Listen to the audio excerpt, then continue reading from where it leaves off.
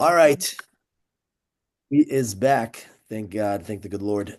So for those of you who are new, we're going to give you a little bit of a catch up here. We're on our journey over here to Shlemus, to the self-perfection of ourselves, and all the work that goes along with it. And as the Ramchal is plowing through the various midos that we need to learn, as we started with Zahiros, moved on to Zrizos, and now we're in the midah of Nikios. And to understand what Nikios is, we have to also remember that when it comes to character development, it's on a spectrum. There's the absolute version of something, and then there's the absolute failure of something, and then we exist somewhere in the middle. And life is about chipping our way along that spectrum to try to improve ourselves little by little in a obviously healthy manner. Now, the Midah of Nikios is a little bit extreme in its perfection, but when you're learning it, you have to learn its absolute because you have to know what to strive for, right? We're not going to present the average version of it and say that's what we want to aspire to become. We're going to talk about the actual the perfected version of that midah.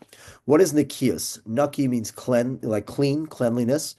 Cleanliness from a sense of without any dirt, without any schmutz, as in there isn't even the smallest dot of imperfection when it comes to Nikias means I'm totally pure. That means that when I try to excel at something, I do it fully, fully, fully. See, there's the external and then the internal. Or actually, as a psychology reference, we got the conscious, the subconscious, and then the unconscious. And there are different layers. There are the things that we're aware of that are sort of external that we know and are about. When something's in the subconscious, it means that it's there, you're just not paying attention to it. It requires a little bit of introspection to figure it out. From a Mitos standpoint, what does this look like? We've been talking about? We've been talking about theft. We use the example of stealing.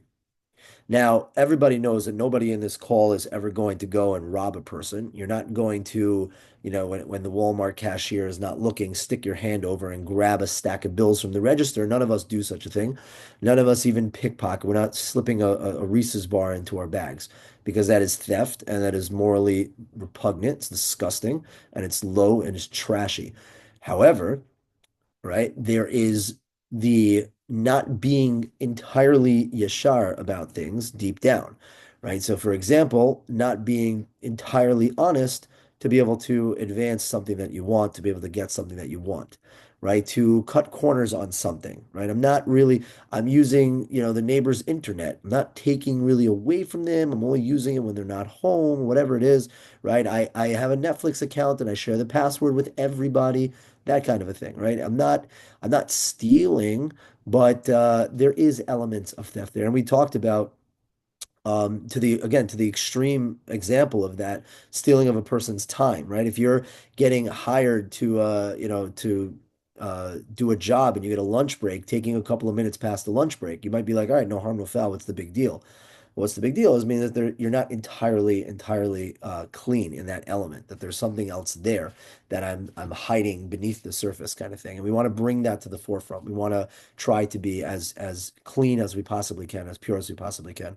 So we went on for a little bit talking about the element of theft, and he's going to go through certain things that are going to be very, I think, relevant to our lives so that we get the point. Just highlighting different examples so that we can, again, the point of it all is for us to analyze our own life and say, okay, where does this exist within my life? Because you're never going to be the purest and the best version of yourself until you get those nakudos that are inside of you, right? You can be a good person externally, but then if you want to really, really excel, you got to go deeper and deeper to its core that I don't just do the right things. I do the right things for the right reasons. The reason why I do chesed for other people is not because I want to look amazing in their eyes or I want to be like lauded over or I want something in return that it's really, really pure. And that's what it is. It's a deep dive into your soul to sort of get to the root of it all. So we talked about theft, and then we're going into I'm going to go into a topic that's going to be a little bit interesting to teach to a bunch of girls, but we'll do the best that we can. After Avodah Zarah was taken off the table, in terms of the desire to do idolatry, the next midah in the list, the biggest taiva that can exist, is the interaction between the opposites of genders. So I'm going to dive a little bit into that and talk about sort of our interactions and hopefully. bring about some perspectives that can hopefully shape, how we carry ourselves in that area and never go to prom. Okay, we're on page 63. Everyone okay? Okay, very good. We're on page 63, chapter 11. We're in the middle of the page. Here we go. Let's speak now about the transgression of promiscuity. If you don't know what that word means, Google it. Which are also the offensive that human nature finds more desirable and second only to theft in importance. As stated by the sages of blessed memory, the majority succumb to theft and the minority promiscuity. Now, when he talks about theft, I think it's also there's elements of ego in there. Theft being how can I elevate myself by taking advantage of another person. Next level down is just the raw taiva that a person has for to be promiscuous. One who desires to be completely cleansed of a sin will have to expend considerable effort because its prohibitions include not only the act physically, but also anything that comes near to it as well. Right. So we all know exactly that on its forefront, acting inappropriate, acting in a way of b'derech znus, is totally inappropriate. Nobody likes those people. Nobody likes girls that carry themselves that way or boys who act that way. But similar to theft, we're not the type of people that go out and do those type of things. Talking about the underlying, what's sort of at the in the unconscious there. This is stated very clearly in the Vayikra. Do not approach to uncover their nakedness when it's talking about there are more isurim in the Torah, more los hases regarding sexuality than almost any other mitzvahs in the Torah. Because again, Hashem created human nature. He knows exactly how people are and how they operate. Um, so, the Holy One, blessed be He, said, "Do not say I'm forbidden to have intimate relations with the opposite gender. I will at least hold her without incurring sin. I will embrace her without incurring sin, or engage to any degree without incurring sin." The Holy One, blessed be He, says, just like a Nazir vows not to drink wine, is also forbidden to eat fresh grapes, dry grapes, to drink grapes, or to consume the derivatives of grapes. Man is likewise prohibited from being engaging in any sort of activity with the opposite gender. Okay, what are we talking about here? Obviously, sin to commit adultery, but nobody's just going around, unless it's certain communities, doing that. We're talking about in the way that a person carries themselves, and thus brings up the philosophical debate of to what degree should there be interaction between the opposites of genders. I brought this up in a YHS class I was teaching recently, saying if you were to start from scratch, I said I can't for the life of me understand how you can have a religious co-ed high school. I was like totally blown away by it and how such a thing could even exist. And then obviously that triggered everybody and everybody got all into it. And it just so happens that the four girls who got the most triggered were ones who transferred from all girls schools because they had bad experiences. Um, but to me, it totally blows my mind how such a thing could even exist or how on earth anyone's being set up for success. But the example he uses here, because a lot of people want to be smarties about it, and they go like, "Oh, the Torah doesn't mention Shomer Negia, blah blah blah blah blah." So people are just like, "Oh no, what's the problem with high-fiving somebody?" So the same way they use the example of a Nazir who says a Nazir is not allowed to drink wine, right? For whatever reason. A Nazir is someone who takes, if you're not familiar with a Nazir is somebody who takes upon an oath on themselves to withdraw themselves from physicality. And one of the things that they cannot do is drink wine. Now, it goes far beyond that. Not only can they not drink wine, they can't have grape juice. Not only that, they can't have any derivative, as in they can't even have, if there's a product of food that has the skin of the grape in it, you can't even touch that. Why? It's obvious, right? Because it's again like playing with fire is in like you're not dealing with the outright isser, you're not dealing outright with the thing that's a problem. You're playing around with sort of the underlying issue of it, right? So when people make fun of the concept of shomer negia, what are they doing? They're trying to water down to some degree the impact that contact can have and what it can ultimately lead to. People like to joke and make fun of it, but obviously Chazal knew what they were doing. And anybody who is uh, you know, who has enough honesty for themselves understand that the danger that comes along with it. But beyond that, what he's going to talk about is also in terms of how you interact verbally, right? How you just in general in terms of relationships. If a person wants to make themselves into somebody who has nikias, then they're able to figure out exactly where to draw those lines, almost inherently. Any person who touches a woman other than his wife brings death upon himself. That's an obvious thing. What an extraordinary statement this is. For the prohibition is compared to the vow of the Nazir, in which primary prohibition relates only to the drinking of wine. Nonetheless, the Torah forbids anything that is related to wine.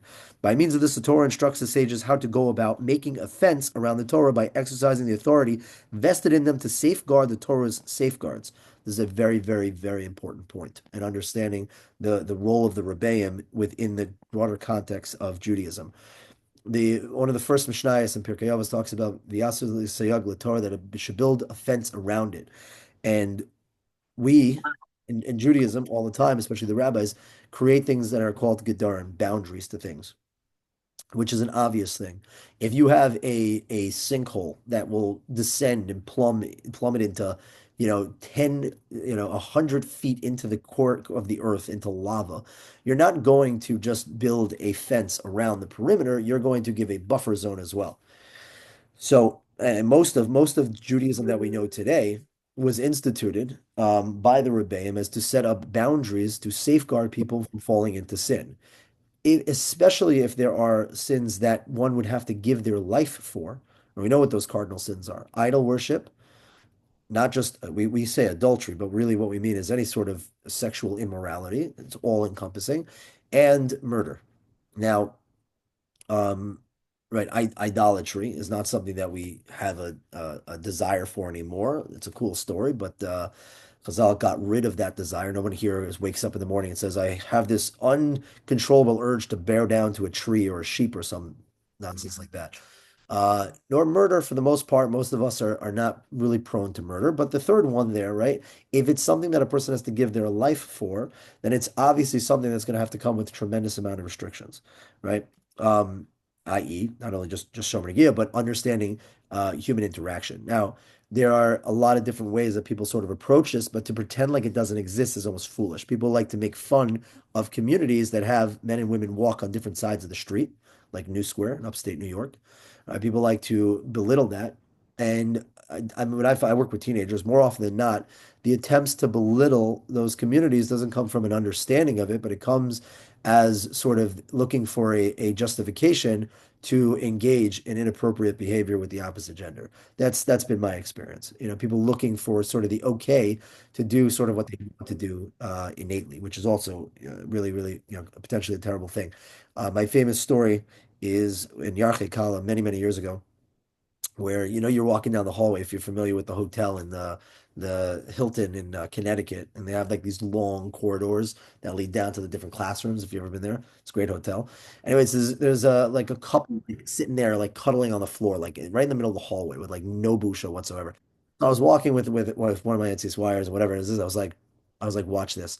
And as we passed them, I said out loud, like really loud so that they can hear. I was like, yeah, it's a crazy. I got to show you that Rashi that talks about how you don't have to be Shomer Negiah. And without like fail, the girl hops up. She's like, "Wait, what?" And, like chased after me to like, "Wait, can you show it to me?" I was like, I'm sure in your life you've never been more excited to learn a Rashi ever. Why? Because it was going to give you the justification of doing what you wanted to do to begin with. You didn't really care, what Rashi has to say in general, but it sort of like just gave you sort of the green light you were looking for to do whatever that you wanted. Chazal weren't dumb. They knew how to build fences and make protections to set things up so that people do not fall into compromising situations. And in the endeavors they will learn from, in the case of the Nazir, for the sake of the primary prohibition, one may prohibit anything that is similar to it. What this means is that the Torah uses the mitzvah of Nazir as a paradigm for what our sages have been authorized to do with other mitzvahs. The way that we are instructed to do the will of the Eternal is to erect a fence around the Torah. Consequently, when the Torah states any prohibition, the sages will know how to prescribe and what is not elucidated in the Torah on the basis of what's already been elucidated, in a way that they will be able to prohibit anything similar to the specific prohibition. Right? We know from the Torah itself that says don't veer from the right or the left, and how they teach you and instruct you. We talk about Chazal, the Sanhedrin, the Anshe Knesset Hagadolah, the things that they instituted as halacha, as gedarim, are taken just as serious. In fact, most of Hilchas Shabbos is dirabbanams, which are set up as gedarim to not violate the actual deraisa. If you learned any Hilchas Shabbos, right, it becomes very, very evident. So, people are like, oh, well, someone messaged me on Instagram the other day. They're just like, they asked about why you can't eat chicken and meat or whatever. I explained to them, and they're just like, oh, so a bunch of dudes made something up and you're listening to it. It's like, no, anyone who says that has absolutely no idea about our timeline, about the who the individuals were that instituted what and why, because it's just an easy way to sort of cop out from the whole thing. So by applying this rule to the area of promiscuity, the sages prohibited anything in the form of adultery that resembles it, regardless of any medium involved: physical contact, sight, speech, hearing, or even thought. I want to say that again. When it comes to, right, protecting people from engaging in inappropriate behavior with the opposite gender, right, setting up safeguards and boundaries in the realm of physical contact, which we know is right for shoman or derech chiba, like affectionate touch, sight, Shmiras Einayim, protecting what you look at. Again, this is a lot of this is depending on who we're talking to. We just happen to be a bunch of girls here, but it could be different when it comes to the severity when it comes to guys versus girls. Speech, right? The listening to what when we talk about hearing, singing, right? Kolisha, or even thought, right? The way that a person thinks, the way that right, what you look, lo sasur le'acharei levavchem le'acharei einechem, the way that we allow our eyes and our hearts to wander. These can also be certain things that are us, or to be able to safeguard us from falling ourselves into it. Now, again, just before we dive into the sources, just to zoom back for a second, why we're talking about this in the context of Nikios is because, right, you might think that like you're sitting in your high school, you're sitting in the senior circle at Hillel, whatever it is, and like, okay, yes, I carry myself properly and I dress modest and I'm shomer Nagia and all that stuff like that. But at the same time, right, if the eyes are wandering and your thoughts are flying, if a person wants to be a nucky, like total, right? It's not about what you do externally, which everyone can look at and say, yo, that's inappropriate. It's what's happening deep beneath the surface, like at its core, that a person needs to make a cheshbon of. And that's what you have to keep in mind when you're evaluating yourself. You're saying, obviously, okay, but I'm not going to compare myself to 95% of the student body who acts like animals, and I'm part of the 5%. So I feel great. You want to be the best that you can be. You have to look at your own little nakudos. Is there a little bit of schmutz that still exists there in the way that I act, speak, think, interact? I'll now substantiate these matters with the words of our sages in blessed memory. Physical contact, touching or embracing and so forth have already been explained in the passage that was cited previously, and there's no need to further elucidate. Again, we can have a share on the value and the benefits of what being Shomer Nagia can do for a person, and the power of touch and yada yada yada. The magic touch. And does anyone blush anymore? We have all the books in the base medrash. You're gonna love it. But at the end of the day, right, a person is the people that you look up to. If you know like a woman, a Rebbitzin, who you admire, the way that they're not going around like the Rebbitzin at shul wishing people good Shabbos is not like high-fiving guys on the way out. Like, and there's a reason for it, The people that are holding themselves to a certain spiritual stature are going to carry themselves as such. Regarding sight, for the blessed memory of said, I say also a famous, which is going to bring it up probably. From the hand to hand, the evil will not be cleansed, meaning that anyone who counts out coins from his hand into hers in order to gaze upon her will not be cleansed from the judgment of Gehenna. Again, very, very, very far to the intensity here, but he's saying that like, yes, you have to give change. You're working in the shuk, and the woman's hand is out for change, and you're giving the coin slowly so that a person can gaze at the hand, right? You're like, oh, that sounds so like weird or whatever, to that degree, to that nakuda, where a person is doing something b'shem so that they can gaze and take advantage of looking with their eyes, right? Even that is something that is, again, there's a little bit of a schmutz there that makes a person not entirely nucky. And they've also said, yeah, you should think about it, right? People don't work on things because they don't think that they don't think it's an issue because they compare themselves to other people. We're talking about, a person should be comparing themselves to themselves. There's always room to inch forward on that spectrum, right? So if you catch these sort of things, these thoughts, right, you say, okay, that's the thought right there that I need to work on, that I need to address, that I need to take serious.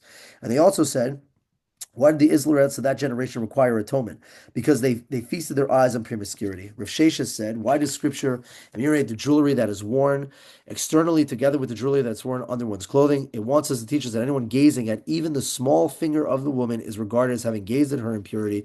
Gemara Brachos. This is one of the most famous things that they talk about in yeshiva, because again, people like to joke around and make fun of it. They're like, "Oh, if you're staring, you're not allowed to stare at a woman's pinky."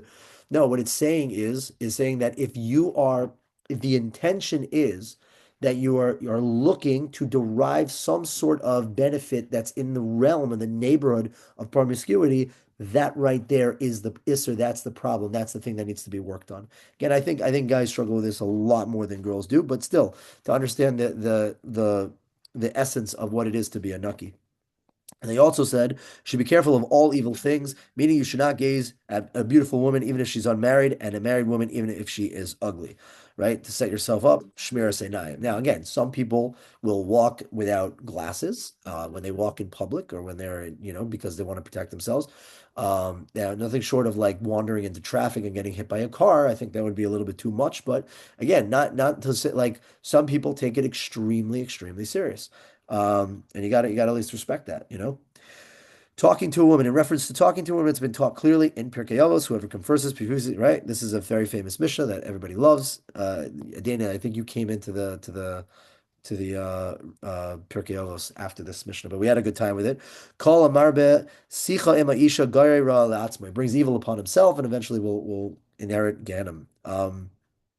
That a person who talks excessively with the opposite gender, right? They can lead themselves to harm. Referring to hearing, their sages of blessed memory said in Gemara Brachos, a woman singing is immodest. Again, there are different degrees to call isha, halachically, but again, to not think that a woman's voice is mesmerizing to some degree, is devoid from reality. Um, except for some people, which God, oh my God, this is whatever. Whatever. I'm not going to get into it. Concerning the adultery of the mouth and the ear, which speaks obscenities, to listen to them. They say, the Shayo, another famous line, they squawk like cranes, and let the eternal not see any of the ervas davar among you, is referring to the ervas dibur, is the obscenities of speech. And they said, because of the sin of uttering obscenities, tragedies occur in the youth of the enemies of Israel. The euphemism for Israel itself, die. And whoever uses filthy language is given to the depths of the Gehenna. And anyone who knows why a bride stands under her marriage canopy, but anyone who pollutes his mouth in speaking of this will find the decree 70 good years in converted to the decree of misfortune. And they have said, even the frivolous conversation between husband and his wife is reviewed at the moment of judgment. References evil type of listening they've added. This includes ones who just hears it and is silent, as it says, one who incurred the Eternal's wrath shall fall therein. So you see that all the senses must be cleansed from obscurity and what relates to it. So what does that mean? Vulgar speech. This is something that I cannot stand, but it drives me absolutely crazy. When people speak vulgarly, this is one of the reasons why I cannot stand rap music. They were on the bus back from SeaWorld. They were, I don't know who was on the bus there, but like they were really trying to get me into, I don't know if Kayla, were you there? Were you listening to this?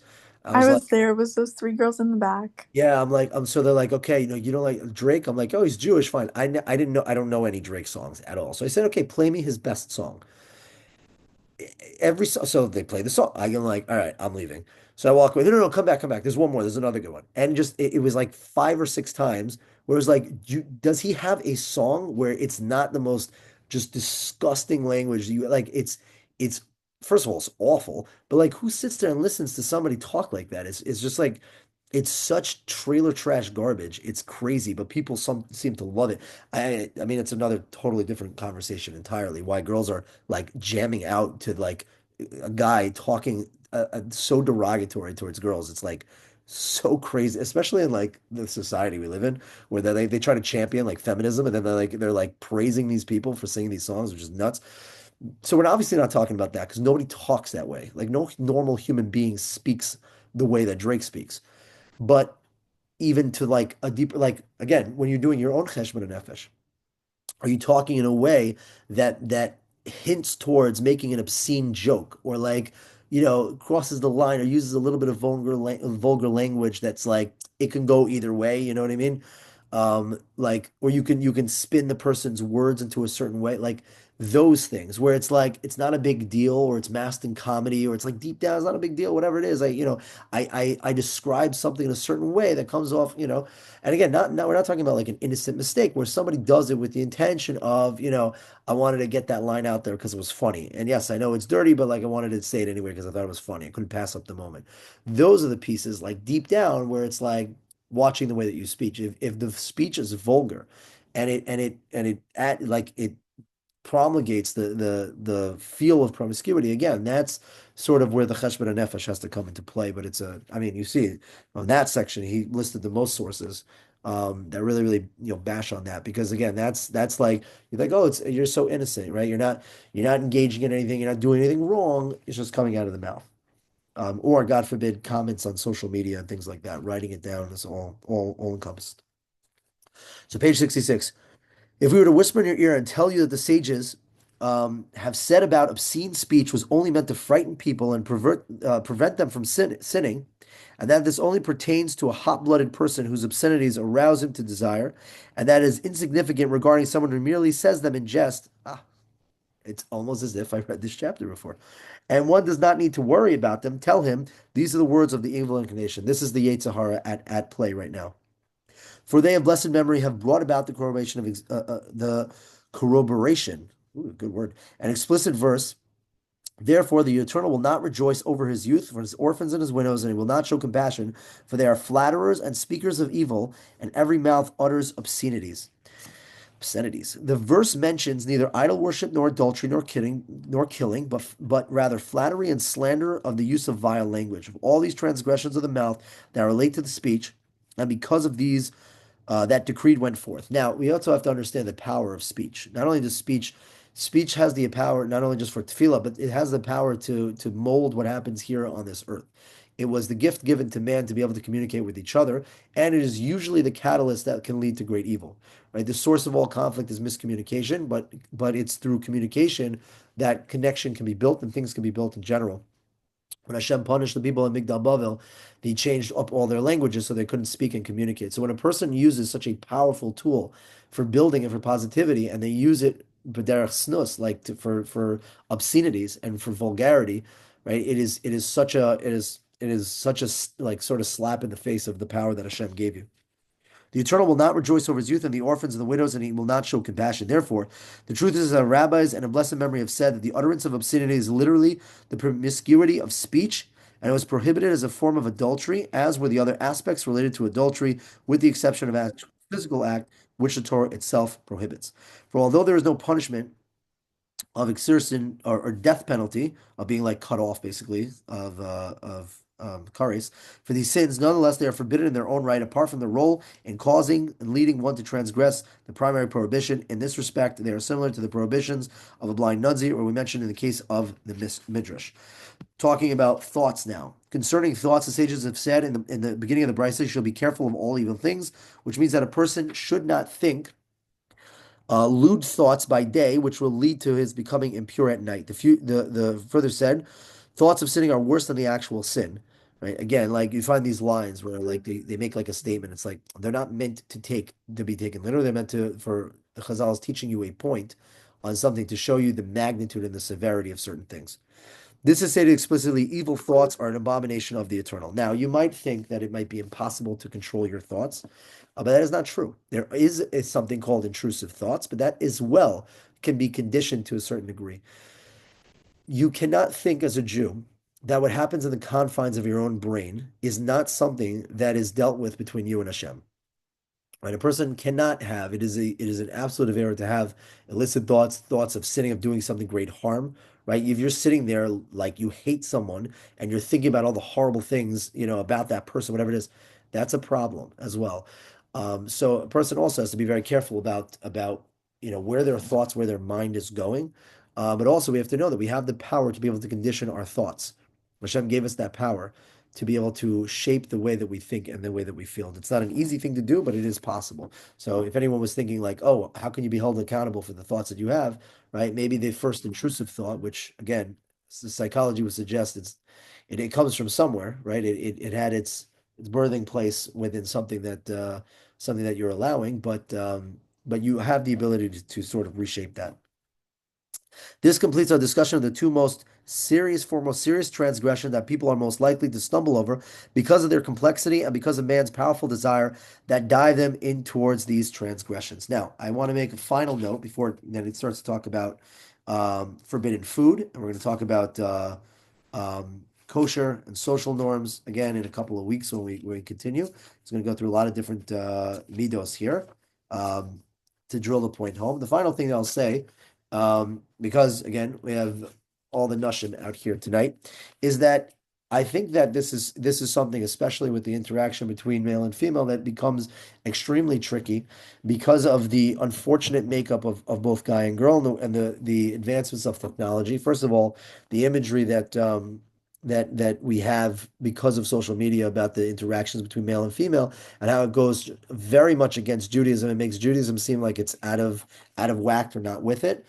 But it's also because of the accessibility, which is also a great travesty because people are not old enough to be able to handle. They have too much responsibility at a young age, and that becomes very very hard. The dynamic of girls being very very insecure because it is you have to build security, and I think social media doesn't help that. And that's really what a teenage girl is meant to do.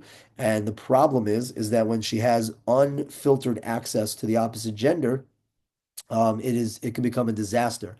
And I've seen this a billion times and a half, where it's very easy to be able to get the false illusion of self-esteem from a boy from the opposite gender. And when the boy, the immature boy, because they blossom a little later in life, realize that they're able to give this shallow sort of facade, this meaningless security to a girl who craves that so much, end up unfortunately getting they're taken advantage of when they're younger. And this really happens. People can make some very, very costly mistakes when they're young that can affect them for their entire life. So the way to combat that obviously is by obtaining wisdom and perspective in a bigger picture, and doing the best that you can. Chazal were not outdated. They were not members of the past who didn't understand things and what it is to be a kid. And you don't know what real true love is all about. And you hear from a 15-year-old, and it's kind of funny, but they were not dumb. Again, people dismiss a lot of the Gedarim that are set up with the interactions between male and female simply because it's so much easier to laugh it off because at the end of the day, they have an alternative agenda. They don't want to feel guilty or bad about anything that they're doing. So they discredit the words of the Chazal. But when you actually mature and you actually learn and you understand why the Gedarim were put in place and why the sources of what it talks about the speech and hearing a woman's voice and the pinky from Gemara Brachos. When you start to understand not just human nature, but you actually understand where they were coming from, it actually makes a tremendous amount of sense. And what they were trying to accomplish is exactly on point, which is the protection of people not just from sin, but it goes far beyond sin nowadays. It could go into actual damage to the person and their entire life and their entire future. So it is very, very important to understand that just because something is so in your face doesn't mean that it's one of the biggest struggles. I think it is. I mean, according to him, it is the most significant taiva that exists out there. We have to just be very careful. You wouldn't engage in anything without having something so powerful, without having an understanding of it, right? We don't give the keys to a car to an 11-year-old. So too, the power of relationships and the dynamics between the opposite genders is also something extremely powerful, and a person should be able to educate themselves before engaging in it. I think it's something very, very important to do. And with that, yeah, we will we'll stop here. Like I said, next week we got the summit, and then we got Pesach 2 weeks. So we're gonna do a little Cherus, and then circle back, God willing. It's a long chapter, but we're gonna get through it. Mirz Hashem. All right. Any relevant or irrelevant questions? Rashi. Yeah, Rashi. Let's go. Dossie, I miss you. Oh, it's cute. One, I miss Dusty a lot. Two, I stopped writing down my pressure questions, even though I still have them, because I felt bad having a really long list. So if you want, I can ask you one from like 3 weeks ago, or I could. If I want, yeah, yeah, Yeah. please. You want from like 3 weeks ago? I need Vayakel in my life right now. No, like I'm saying like that's like the partial that I have. Like Gotcha. Any questions on today's share from our that's new players?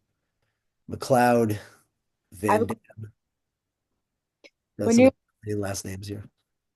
I didn't really understand the part when it was talking about like the about not drinking grape. The Nazir, basically, the Nazir is it's a concept in the Torah that a person, it's not around anymore. But back then, a person would Like, right? they what? Shimshon? Shimshon he's a type of Nazir, but he's an independent type of Nazir. He's a Nazir from birth. It's called the Shimshon Nazir, and he's the only one to be that type of a Nazir. Typically, somebody would take upon themselves for 30 days to abstain from certain physical things because of, again, either the exposure or the misuse of them. So wine was one of those things, right? It comes right after the Parsha of Sota, where the woman who goes to who's accused of being an adulterer, and she goes through this humiliating process. And the Kohanim tell her that one of the reasons that she got there was by being lax, by being a late son, being utilizing laughter and drinking, basically just being very loose. So anybody who saw that procedure done would have to take upon themselves the Nazirus. There's a connection that drinking wine can get a person into trouble. So when they abstain from drinking wine, it goes beyond just drinking wine. It also goes to as so much as even eating the skin of a grape, as in like, if whatever, let's say you had like a fruit platter, not a fruit, like let's just say, forget about the skin, the grape itself, right? If you can't drink wine, why should you not be able to eat grapes? It was instituted by Chazal as a boundary. We're going one step above, right, to be able to even dance in the same neighborhood, right? That's the problem that I have with like a co-ed high school, which is like what? They're going to learn better because there's opposite genders in the building. You're setting up a scenario where there's going to be a lot of problems that are going to come, right? There might be nothing directly wrong with it, but when you have crazy things happen and like there's sexual assault in the girl's bathroom, right? Like that could have been avoided had you not set up the scenario for these things to happen. So that he was using the parallel, saying that Chazal can implement boundaries, and he was taking that and bringing it over to the example of when it comes to these type of averos that we can also create boundaries to prevent these things from happening. That was why he brought that example. If that makes Got sense. it. Yeah. but going on that, like supporting Adina's opinion that we did like 2 weeks ago of like throwing food and all of that, like why don't when do you draw the line? Like Yeah, when by the is the way, place where you draw the no, line? I agree with you. You're 100% right. That's why I agree with you. Because on face value, one who disrespects food like that, right? One who doesn't think that food has intrinsic value will ultimately lead themselves to doing things which are directly against the Torah. That's what I was trying to say. Yes, and by the way, I agree with you entirely. I told you we smash cakes in people's faces, but we asked the Shaila. There's a reason and a purpose to go and destroy something for no reason whatsoever, right? It's the same thing with the lashon hara to the non-Jew. Oh, you can just No, because but it's not destroying it though. Like we were saying, like the problem with like sour it's steaks, it's, like it's right, it's it's disrespecting it. just disrespectful. But like, is that the point where you draw the line? So again, the line is drawn by halacha. The thing Yeah. is that someone who's a nucky goes far beyond the letter of the law. Right? There are chumras. There are things that people can do because they want to hold themselves to a higher standard. So when technically someone like, don't touch me. So you hold your finger in front of their face like, I'm not touching you, right? There's like you can stay within what's right and what's wrong, but you want to condition yourself to be a certain way.